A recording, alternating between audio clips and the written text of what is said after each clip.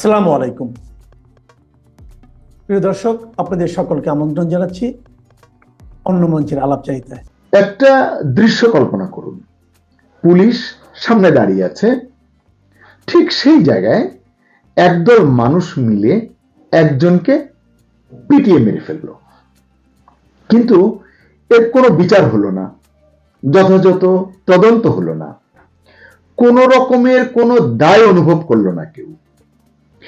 এমন দুঃখজনক ঘটনা কোনো দূর দেশের নয়, অর্থাৎ বিদেশের নয়, এটা আমাদের প্রাণপ্রিয় বাংলাদেশেরই ঘটনা এবং খুব পুরনো ঘটনাও নয়। 2025 সালের বাংলাদেশেই এমন অসংখ্য ঘটনা খুঁজে পাবেন আপনারা। যে সংখ্যা বা তথ্য উপাত্ত নিয়ে কথা বলবো আজ, সেগুলোর একটিও বানানো নয়, মানে আমার মন গড়া কোনো তথ্য নয়। এসব তথ্য হচ্ছে প্রতিষ্ঠিত মানবাধিকার সংগঠনের, তারাই বলেছে এই কথা। তাই ধরে নিতে পারেন এটা আপনার বিশ্বাসটা লক করতে বাধ্য। সাথে দু একটি কথা বলবো অকল্পনীয় নীরবতার দায় নিয়ে। পুরো কন্টেন্টটি 5 বা 6টি অধ্যায়ে বা ধাপে সংক্ষেপে কথাগুলো বলতে চেষ্টা করব আমি। প্রথম অধ্যায় হচ্ছে মব। এখন মব নিয়ে কথা বলতে গেলে প্রথমেই প্রশ্ন করি, প্রশ্ন হলো এই যে বছর জুড়ে এত মব হলো বা হচ্ছে মাঝে মধ্যে, এর বিপরীতে দেশের প্রচলিত আইন কি করেছে, কি করছে? এসব প্রশ্ন নিশ্চয়ই আপনাদের মনেও জাগে। মানবাধিকার সংগঠন আইন ও সালিশ কেন্দ্র ASOK তারা বলছে 2025 সালে শুধু মব সন্ত্রাসী নিহত হয়েছেন অন্তত 197 জন। এই অন্তত মানেই সংখ্যাটি হয়তো আরো বাড়বে। আগের বছর যে সংখ্যা ছিল 128 জন, অর্থাৎ এক বছরের ব্যবধানে মৃত্যুর সংখ্যা, মৃতের সংখ্যা ভয়ঙ্করভাবে বেড়েছে। বলুন তো এই মব কারা? কখনো ছাত্র জনতা নাম নিয়ে, কখনো ধর্মের নামে, তৌহিদি জনতার নামে, কখনো চোর সন্দেহে, আবার কখনো রাজনৈতিক পরিচয়ে। আমরা মব দেখেছি, আমরা মব দেখছি। এর মানে হলো আইনের কোনো প্রক্রিয়া ছাড়াই মানুষ মারার যেন ওপেন লাইসেন্স পেয়ে গেছে কেউ কেউ, মানে মৃত্যুটা, কাউকে মেরে ফেলাটা একেবারেই সহজ হয়ে গেছে। খেয়াল করুন, রংপুরের তারাগঞ্জে ভ্যান চোর সন্দেহে দুজনকে পিটিয়ে হত্যা করা হলো। পুলিশ ঘটনাস্থলেই ছিল, কিন্তু হস্তক্ষেপ করেনি, কোনো ধরনের ভূমিকাই তারা রাখেনি। এজন্যই প্রশ্ন করি বা করতে ইচ্ছে করে, আইন কি তখন ছুটিতে ছিল? দর্শক, এর বেশি কিছু বলতে চাই না, চলুন দ্বিতীয় অধ্যায়ে। দ্বিতীয় অধ্যায় হচ্ছে কারাগার। আপনিই বলুন, কারাগার কি শাস্তির জায়গা, নাকি অপরাধীকে শুধরানোর জায়গা, নাকি কারাগার হচ্ছে মৃত্যু উপত্যকা? আইন ও সালিশ কেন্দ্রের হিসাব বলছে 2025 সালে কারাগারেই মারা গেছেন অন্তত 107 জন। এর মধ্যে 69 জন হাজতি, 38 জন সাজাপ্রাপ্ত কয়েদি। কেবল ঢাকা কেন্দ্রীয় কারাগারেই মৃত্যু হয়েছে 38 জনের, অন্যান্য কারাগারেও এই সংখ্যা আছে। এখন আপনি বলুন, এরা কি সবাই দোষী সাব্যস্ত হয়েছিলেন, দোষী ছিলেন? না, প্রশ্নই ওঠে না। এদের অনেকেই বিচারাধীন ছিলেন, অনেকেই জামিনযোগ্য মামলায় আটক ছিলেন। সাবেক শিল্পমন্ত্রীর মৃত্যুর পর হাতকড়ার ছবি, তার হাতে হাতকড়া ছিল, সেই ছবি ভাইরাল হয়েছিল, নিশ্চয়ই মনে আছে আপনাদের। তাই সাধারণ মানুষ প্রশ্ন করছেন, মৃত মানুষকেও কি শত্রু মনে করে এই রাষ্ট্র, নাকি ভয় পায়? এরপর তৃতীয় অধ্যায়, বিচার বহির্ভূত হত্যা। বিচার বহির্ভূত হত্যাকাণ্ডের নাম কিন্তু বদলেছে, কিন্তু চর্চা বদলায়নি। 2025 সালেই কমপক্ষে 38 জন বিচার বহির্ভূত হত্যার শিকার হয়েছেন। ক্রসফায়ার, বন্দুকযুদ্ধ, হেফাজতে অসুস্থ হয়ে মৃত্যু, এসব এখন সেভাবে বলা হয় না, কারণ নাম বদলে গেছে। কিন্তু বিচার ছাড়াই মৃত্যুর সংস্কৃতি কিন্তু বদলায়নি, এটি রয়ে গেছে। প্রশ্নটা তাই অপরিহার্য। যদি আদালতই শেষ কথা না হয়, ভরসার জায়গা হয়ে উঠতে না পারে, তাহলে রাষ্ট্র কেন? চতুর্থ অধ্যায়, রাজনৈতিক সহিংসতা। এই ক্যাটাগরিতে কারা সুবিধা পাচ্ছে? আশোক বলছে 2025 সালে রাজনৈতিক সহিংসতায় নিহত হয়েছেন 102 জন, আহত হয়েছেন প্রায় 4744 জন। সবচেয়ে ভয়াবহ তথ্যটা কি জানেন? দলীয় অভ্যন্তরীণ কোন্দলে, বিশেষ করে বিএনপির ভেতরকার দ্বন্দ্বে বা প্রতিহিংসায় নিহত হয়েছেন কমপক্ষে 39 জন। অর্থাৎ রাজনীতি এখন আর আদর্শের লড়াই নয়, এটা হয়ে গেছে শক্তি এবং দখলের যুদ্ধ। আর সরকার, ঘটনা যাই ঘটুক না কেন, সরকার কখনো নীরব থাকছে, কখনো নির্বাচিতভাবে মানে বাছাই করে করে টার্গেট অনুযায়ী গ্রেফতার করছে, কখনো বিচার বিলম্বিত করার কৌশল প্রয়োগ করছে। এছাড়া জামিন দিচ্ছে না, মামলার নিষ্পত্তি সহজে করছে না। এমন ঘটনা তো গুণে শেষ করা যাবে না। পঞ্চম অধ্যায়, সংবাদ মাধ্যম। সংবাদ মাধ্যমকে আপনারা কিসের জন্য স্তম্ভ বলেন? কিন্তু এখন দেখা যাচ্ছে কথা বললেই শাস্তির খড়গ নেমে আসে। 2025 সালে 381 জন সাংবাদিক নির্যাতন ও হয়রানির শিকার হয়েছেন। 123 জনের বিরুদ্ধে মামলা হয়েছে। 118 জন সরাসরি হামলার শিকার হয়েছেন। 3 জন নিহত হয়েছেন এবং 4 জনের লাশ উদ্ধার হয়েছে, তাও রহস্যজনকভাবে তাদের মৃত্যু হয়েছে বলে জানা গেছে। এবং অতি সম্প্রতি আপনারা দেখেছেন প্রথম আলো ও ডেইলি স্টার অফিসে হামলা হয়েছে, অগ্নিসংযোগ হয়েছে, লুটপাট করা হয়েছে। তাই জানতে চাই, এই দেশ কি এখন এমন জায়গায় পৌঁছে গেছে যেখানে সত্য বলাই অপরাধ? ষষ্ঠ অধ্যায়, সংখ্যালঘু। সংখ্যালঘু নিয়ে কি বলবো? এরা কি নাগরিক না সহজ টার্গেট? 2025 সালে হিন্দু সম্প্রদায়ের উপর 42টি হামলা হয়েছে। এর মধ্যে বাড়িঘর পোড়ানো হয়েছে, মন্দির ভাঙচুর হয়েছে, প্রতিমা ধ্বংস করা হয়েছে এবং জমি দখলের হরিলুটো হয়েছে। আর বৌদ্ধ মন্দিরে পর্যন্ত হামলা হয়েছে। এক্ষেত্রে প্রশ্নটা খুব অস্বস্তিকর, আমার খুবই অস্বস্তি লাগছে, কিন্তু করা জরুরি। এই রাষ্ট্র কি সবাইকে সমান চোখে দেখছে? মাঝে মধ্যে যে আন্তর্জাতিক সতর্কতা বা হুঁশিয়ারির খবর পাওয়া যায়, সরকার কি সেসব শুনছে? আপনারাও জানেন, বিদেশি অনেক মানবাধিকার সংস্থা, দেশি মানবাধিকার সংস্থা বছর জুড়ে সরকারকে বারবার সতর্ক করেছে। তারা বলেছে আইনের শাসন দুর্বল, বিচার বিলম্বিত, নাগরিক নিরাপত্তা ঝুঁকিতে, এই জায়গাগুলোতে মনোযোগ দিতে, কাজ করতে, সুরাহা করতে। কিন্তু সরকার বলেছে সব ঠিক আছে, আশোকের রিপোর্ট বলছে সব ঠিক নেই। এদিকে সাধারণ মানুষ বলছে কিচ্ছু ঠিক নেই, আমরা নিরাপদ নই। প্রিয় দর্শক, আর কথা বাড়াবো না। শান্তিতে নোবেলজয়ী একজন মানুষের কাছ থেকে তার শাসনামলে মানুষ প্রকৃত শান্তি আশা করে। কিন্তু যদি বাস্তবে দেখা যায় অরহ মব হচ্ছে, এখানে সেখানে লাশ পড়ছে, কারাগারে যখন তখন মৃত্যু হচ্ছে, অনাকাঙ্ক্ষিত মৃত্যু, অথচ যথাযথ বিচার হচ্ছে না, আইন কাজ করছে না, তখন এই প্রশ্নটা আর রাজনৈতিক থাকছে না বা থাকে না, প্রশ্নটা হয়ে যাচ্ছে নৈতিক। তাই প্রশ্ন করি, এই সরকার বাংলাদেশকে কোথায় নিয়ে যাচ্ছে? সুপ্রিয় দর্শক শ্রোতা, এই প্রশ্নের উত্তর জানতে চাই আপনার কাছ থেকে। আপনার মতামত লিখে জানান। বাংলাদেশের প্রথম নারী প্রধানমন্ত্রী এবং বিএনপির চেয়ারপারসন খালেদা জিয়ার শেষ যাত্রায় অংশ নিতে এসেছিলেন ভারত ও পাকিস্তান সহ অনেক দেশের শীর্ষ পর্যায়ের প্রতিনিধিরা। বিশ্লেষকরা মনে করেন ভারতের পররাষ্ট্রমন্ত্রী এস জয়শঙ্করের আকস্মিক আগমন এবং পাকিস্তানের জাতীয় পরিষদের স্পিকার সরদার আয়াজ সাদিকের উপস্থিতি, এই দুই চিরপ্রতিদ্বন্দ্বী দেশের উচ্চ পর্যায়ের প্রতিনিধিদের একই মঞ্চে অবস্থান করাটা নিছক সৌজন্য নয়, বরং বাংলাদেশের আসন্ন 2026 সালের নির্বাচনকে কেন্দ্র করে একটি গভীর ভূ রাজনৈতিক বার্তার ইঙ্গিত দেয়।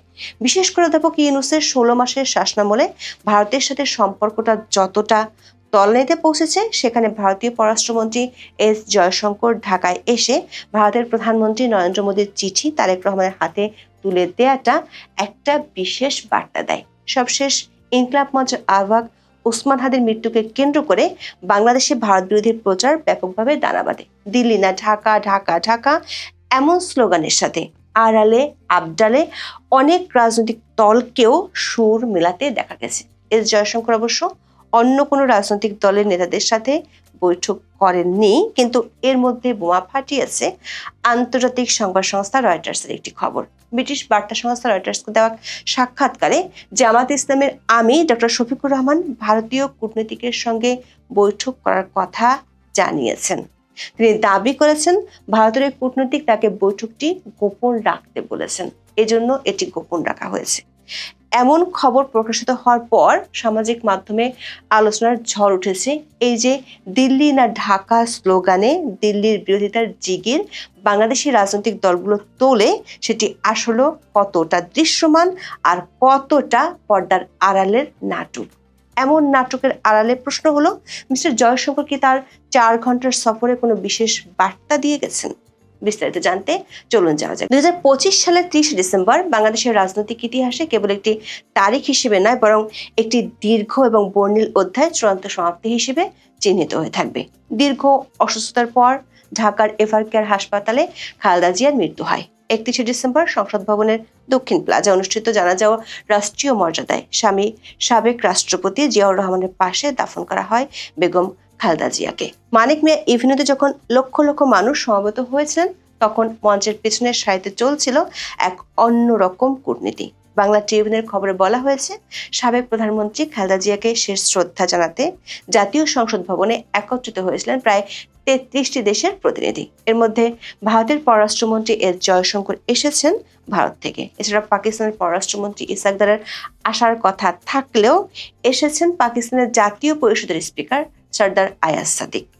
দক্ষিণ এশিয়ার দুই বৈরী প্রতিবেশীর মধ্যে মুখ দেখাদেখি বন্ধ থাকলেও দুই দেশের উচ্চ পর্যায়ের প্রতিনিধিরা আজ বাংলাদেশের করমর্দন ও কুশল বিনিময় করেছেন। এ সময় ভারতের পররাষ্ট্রমন্ত্রী এবং পাকিস্তানের স্পিকারের মধ্যে কি কথা হয়েছে তা নিয়ে কৌতূহল সৃষ্টি হয়। বুধবার পাকিস্তানের জাতীয় সংসদের এক্স হ্যান্ডেলে করা এক পোস্টে বিষয়টি খোলাসা করা হয়েছে। পোস্টে বলা হয়, পাকিস্তানের স্পিকার আয়াজ সাদিককে দেখে এগিয়ে গিয়ে করমর্দন করেন ভারতের পররাষ্ট্রমন্ত্রী জয়শঙ্কর। এই সময় নিজ পরিচয় দিয়ে আয়াজ সাদিককে বলেন, আমি আপনাকে চিনতে পেরেছি। পাকিস্তানের জাতীয় সংসদের সেই পোস্টে আরো বলা হয়, 2025 সালের মে মাসে পাকিস্তান ভারত সংঘর্ষের পর এই আলাপচারিতাই ভারতের পক্ষ থেকে প্রথম উল্লেখযোগ্য উচ্চস্তরের যোগাযোগের সূচনা। কূটনৈতিক সূত্রগুলো বলছে, ভারতের পররাষ্ট্রমন্ত্রী ডক্টর এস জয়শঙ্করের ঢাকা সফর ছিল অনেকটা ঝটিকা অভিযানের মতো। মাত্র 4 ঘন্টার সফরে তিনি কেবল শোক প্রকাশ করতেই আসেননি, বরং তিনি বহন করে এনেছিলেন প্রধানমন্ত্রী নরেন্দ্র মোদীর একটি ব্যক্তিগত চিঠি, যা তিনি সরাসরি তুলে দেন বিএনপির ভারপ্রাপ্ত চেয়ারম্যান তারেক রহমানের হাতে। এটি ছিল গত 18 বছরের মধ্যে কোনো ভারতীয় মন্ত্রীর সাথে তারেক রহমানের প্রথম আনুষ্ঠানিক সাক্ষাৎ। নরেন্দ্র মোদীর চিঠিতে বিএনপির ভারপ্রাপ্ত চেয়ারম্যানকে প্রিয় তারেক রহমান সাহেব সম্বোধন করে লিখেছেন, আপনার মা বাংলাদেশের সাবেক প্রধানমন্ত্রী ও বাংলাদেশ জাতীয়তাবাদী দলের চেয়ারপারসন মহামান্য বেগম খালেদা জিয়ার প্রয়াণের খবরে আমি গভীরভাবে শোকাহত। এই গভীর ব্যক্তিগত শোকের সময় আমার আন্তরিক সমবেদনা গ্রহণ করুন। তার আত্মা চিরশান্তিতে বিশ্রাম নিক এই কামনা করি। চিঠিতে নরেন্দ্র মোদী খালেদা জিয়াকে বেগম সাহেবা বলে সম্বোধন করেন। 2015 সালের জুনে ঢাকায় বেগম সাহেবার সঙ্গে সাক্ষাৎ ও আলোচনার কথা স্মরণ করে মোদী বলেন, খালেদা জিয়া ছিলেন দৃঢ় প্রত্যয়ী ও অটল বিশ্বাসের এক বিরল নেতৃত্ব। বাংলাদেশের প্রথম নারী প্রধানমন্ত্রী হওয়ার গৌরব অর্জন করেছিলেন। বাংলাদেশের উন্নয়নে যেমন তিনি গুরুত্বপূর্ণ অবদান রেখেছেন, তেমনি ভারত বাংলাদেশ সম্পর্ক জোরদার করতেও তার ভূমিকা ছিল উল্লেখযোগ্য। ভারতের প্রধানমন্ত্রী নরেন্দ্র মোদী জানিয়েছেন, নতুন সূচনার প্রত্যাশা। লিখেছেন, খালেদা জিয়ার প্রস্থান অপূরণীয় শূন্যতা সৃষ্টি করলেও তার দৃষ্টিভঙ্গি ও উত্তরাধিকার টিকে থাকবে। বিশ্লেষকরা মনে করেন জয়শঙ্করের এই সফর বাংলাদেশ ও ভারতের মধ্যকার সম্পর্কের ক্ষেত্রে অনেক কিছুর ইঙ্গিত দেয়। ভারতের পররাষ্ট্রনীতির একটি দিক হলো নেইবারহুড ফার্স্ট বা প্রতিবেশী প্রথম নীতি, কিন্তু 2015 সাল থেকে বাংলাদেশের সাথে যে সম্পর্কের স্বর্ণযুগের দাবি ভারত করে আসছিল তা 2025 সালের শেষ দিকে এসে এক গভীর খাদের কিনারায় দাঁড়িয়েছে। খালেদা জিয়ার মৃত্যু সেই সংকটে এক নতুন মাত্রা যোগ করেছে বলে মনে করেন বিশ্লেষকরা। শেখ হাসিনাকে দিল্লিতে আশ্রয় দেওয়া এবং বাংলাদেশের সংখ্যালঘু নির্যাতনের অভিযোগে ভারতের সোচ্চার অবস্থান ঢাকার নতুন প্রশ্নের সাথে দিল্লির দূরত্ব বাড়িয়ে দিয়েছে। বিশেষ করে বেগম জিয়ার মৃত্যুর আগে শরীফ ওসমান হাদির হত্যাকাণ্ড বাংলাদেশকে এক ভয়াবহ সহিংসতার দিকে ঠেলে দিয়েছিল।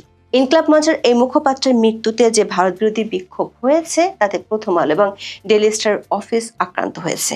এই অগ্নিগর্ভ পরিস্থিতিতে খালেদা জিয়ার মৃত্যু এবং জানাজায় বিদেশি নেতাদের আগমন যেন এক প্রকার সেফটি ভালভ হিসেবে কাজ করেছে। কিন্তু একটা উল্লেখযোগ্য ব্যাপার হলো এস জয়শঙ্কর বাংলাদেশে আসলেও বাংলাদেশের অন্তর্বর্তী সরকার প্রধান অধ্যাপক ইউনূসের সাথে কোনো বৈঠক করেননি। প্রশ্ন হলো জয়শঙ্কর কেন সৌজন্য সাক্ষাৎ করেননি, অথচ খালেদা জিয়ার শেষকৃত্যে যোগ দেয়া পাকিস্তানের স্পিকার সরদার আয়াজ সাদিক এবং নেপালের পররাষ্ট্রমন্ত্রী বালানন্দ শর্মা অধ্যাপক ইউনূসের সাথে সৌজন্য সাক্ষাৎ এবং দ্বিপাক্ষিক বৈঠক করেছেন। কূটনৈতিক সূত্রগুলো বলছে সাম্প্রতিক সময়ে দুই দেশের সম্পর্ক এমন একটা পর্যায়ে গেছে যার কারণে ভারত কোনো আনুষ্ঠানিক বৈঠক করতে চায়নি। যদিও খালেদা জিয়ার জানাজার আগে সংসদ ভবনে বাংলাদেশের অন্তর্বর্তী সরকারের 3 উপদেষ্টার সাথে জয়শঙ্করের অনানুষ্ঠানিক সাক্ষাৎ হয়েছে। আইন উপদেষ্টা আসিফ নজরুল, পররাষ্ট্র উপদেষ্টা তৌহিদ হোসেন এবং জাতীয় নিরাপত্তা উপদেষ্টা খলিলুর রহমানের সাথে আলাপ হয় ভারতীয় পররাষ্ট্রমন্ত্রীর। কূটনৈতিক সূত্রগুলো বলছে একেবারে অনানুষ্ঠানিক আলাপ হলেও 3 উপদেষ্টাকে যে বার্তা দিয়ে গেছেন সেটি ভারতের আগের অবস্থানকে তুলে ধরে। ভারত সরকার অনেক দিন ধরে বলে আসছে তারা বাংলাদেশে অবাধ, সুষ্ঠু, নিরপেক্ষ, অন্তর্ভুক্তিমূলক নির্বাচন চায়। জাতীয় নিরাপত্তা উপদেষ্টা খলিলুর রহমানকে আবারও আঞ্চলিক নিরাপত্তার বিষয়টি স্মরণ করিয়ে দিয়ে গেছেন এস জয়শঙ্কর। দর্শক, গত কিছুদিন ধরে বিশেষ করে ইনকলাব মঞ্চের আহ্বায়ক ওসমান হাদির মৃত্যুকে কেন্দ্র করে বাংলাদেশে ভারত বিরোধী প্রচারণা বেশ বেগ পায়। ওসমান হাদির হত্যার বিচারের দাবিতে শাহবাগে গড়ে ওঠা আন্দোলনে নিয়মিত ভারত বিরোধী স্লোগান দেয়া হয়। এমন পরিস্থিতিতে আশঙ্কা ছিল জয়শঙ্করের মতো ভারতের এমন সিনিয়র নেতার বাংলাদেশ সফরের পরিস্থিতি কি দাঁড়ায়। 4 ঘন্টার সফর শেষে জয়শঙ্কর ফিরে গেলেও ভারত বিরোধী একটি স্লোগানও শোনা যায়নি। তবে এরই মধ্যে জানা গেল শুধু বিএনপি নয়, জামাত ইসলামী, যারা বাংলাদেশে ভারত বিরোধী দল বলে কথিত আছে, তাদেরও ভারতের কূটনৈতিক পর্যায়ে গোপন বৈঠক হয়। ব্রিটিশ বার্তা সংস্থা রয়টার্স এমন একটি খবর সামনে এনেছে। 31 ডিসেম্বর রয়টার্সে প্রকাশিত হয় জামাত ইসলামের আমির ডক্টর শফিকুর রহমানের সাক্ষাৎকার। সে খবরে বলা হয় ডক্টর শফিকুর রহমান ভারতীয় কূটনীতিকের সঙ্গে বৈঠক করার কথা জানিয়েছেন। তিনি নিশ্চিত করেন চলতি বছরের শুরুতে একজন ভারতীয় কূটনীতিকের সঙ্গে তার বৈঠক হয়েছে, তবে অন্য দেশের কূটনীতিকরা প্রকাশ্যে দেখা করলেও ভারতীয় প্রতিনিধি বৈঠকটি গোপন রাখার অনুরোধ করেছিলেন বলে তিনি উল্লেখ করেন। কেন এমন গোপন বৈঠক তার যৌক্তিকতা তুলে ধরেছেন ডক্টর শফিকুর রহমান। বলেন, আমাদের সবার জন্য উন্মুক্ত হতে হবে, পারস্পরিক সম্পর্কের উন্নয়নের কোনো বিকল্প নেই। রয়টার্স বলছে ভারতের পররাষ্ট্র মন্ত্রণালয় এ বিষয়ে তাৎক্ষণিক কোনো মন্তব্য না করলেও ভারতীয় সরকার একটি সূত্র রয়টার্সকে নিশ্চিত করেছে যে তারা বাংলাদেশের বিভিন্ন রাজনৈতিক দলের সঙ্গে যোগাযোগ রক্ষা করছে। সাক্ষাৎকারে ভারত ও পাকিস্তানের সঙ্গে সম্পর্কের বিষয়ে জামাত ইসলামের অবস্থান তুলে ধরেন শফিকুর রহমান। শেখ হাসিনার পতনের পর ভারতের সঙ্গে বাংলাদেশের সম্পর্কের টানাপোড়েন নিয়ে উদ্বেগ প্রকাশ করে তিনি বলেন, শেখ হাসিনার ভারতে অবস্থান করাটা সম্পর্কের ক্ষেত্রে একটি বড় বাধা। দর্শক, কূটনৈতিক পর্যায়ে প্রতিবেশী যে কোনো দেশের সাথে ভালো সম্পর্ক স্থাপনের তাগিদ সবসময় দেওয়া হয়, কিন্তু বাংলাদেশ ও ভারতের অভ্যন্তরে পরস্পর বিরোধী রাজনীতি নিয়ে ভোটের মাঠ দখলের চেষ্টা করা হয়, অথচ পর্দার আড়ালে চলে গোপন বৈঠক। জামাতে আমিরের এমন গোপন বৈঠকের খবর প্রকাশের পর সামাজিক মাধ্যমে বিষয়টি নিয়ে বেশ আলোচনার জন্ম দিয়েছে। প্রশ্ন উঠেছে, দিল্লি না ঢাকা, ঢাকা ঢাকা বলে যারা রাজনীতির মাঠ গরম করে তাদের এখন প্রতিক্রিয়া কি হবে। এমনকি বর্তমান অন্তর্বর্তী সরকারের কয়েকজন উপদেষ্টা ভারত বিরোধী মন্তব্য করে জনপ্রিয় হওয়ার চেষ্টা করেন, আর সরকার সমর্থকরা তো সেভেন সিস্টার্সকে ভেঙে চুরে একাকার করার হুমকি দিয়ে ভোটের মাঠে জেতার উপায় খুঁজছেন। কিন্তু গোপন বৈঠকের খবর ফাঁস হওয়ার পর যখন কোনো প্রতিক্রিয়া দেখা যায় না, তখন প্রশ্ন উঠতেই পারে পর্দার আড়ালের রাজনীতি দেশের জন্য কতটা সুফল বয়ে আনতে পারে। এখন এ পর্যন্ত, সবাই ভালো থাকুন।